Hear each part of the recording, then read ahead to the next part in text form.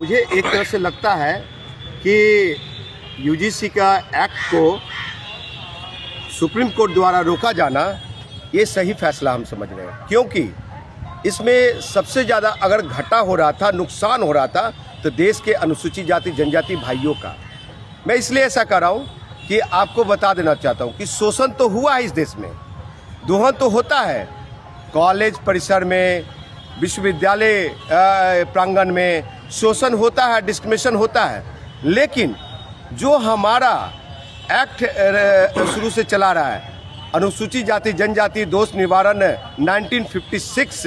1956 के तहत, फिर 2012 में शायद संशोधन हुआ, तो अगर वो एक्ट अनुसूचित जाति जनजाति के लिए बना था लॉ कि कॉलेज परिसर में किसी भी अनुसूचित जाति जनजाति के साथ दुर्व्यवहार ना हो, ये लिंग भेद पे बात ना हो, उनको मानसिक प्रताड़ना ना हो, उन्हें जाति सूचक शब्द ना बोला जाए, उन्हें पढ़ने की आज़ादी मिले, यानी फ्रीडम ऑफ स्पीच की बात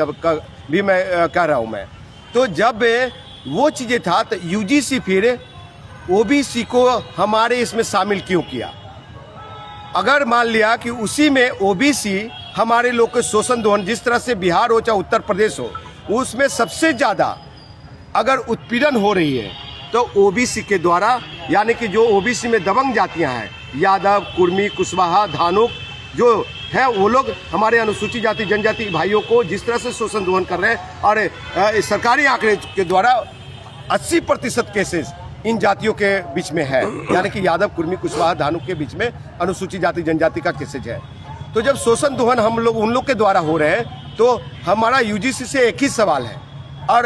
अगर सुप्रीम कोर्ट इसमें संज्ञान ले रही है और रोक लगाया गया तो सुप्रीम कोर्ट भी ये इस बात को रखे कि अनुसूचित जाति जनजाति पे अगर कोई अत्याचार होगा तो उससे ओबीसी करेगा तो उसमें अनुसूचित जाति जनजाति क्या कर सकेगा? ये चीज़ पहला। दूसरा चीज़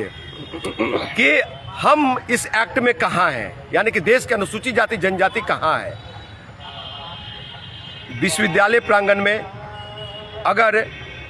किसी अनुसूचित जाति जनजाति के साथ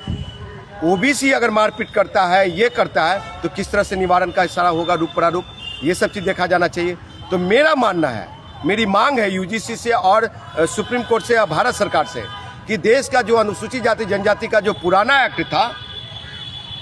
अनुसूचित जाति जनजाति दोष निवारण 1956 अधिनियम, उस अधिनियम को हम लोग का सेपरेट रखा जाए, हम लोग को अनुसूचित जाति जनजाति भाइयों को उसी में रखा जाए। मैं जहाँ तक आ रहा है कि हिरन को और शेर को पिंजरे में बंद कर दिया गया है, और शेर जो है हिरन को कभी भी दबोच सकता है, तो इसलिए बाहर वाले शेर से मुझे डर नहीं है, जितना पिंजरे में जो हिरन ये हिरन के साथ शेर है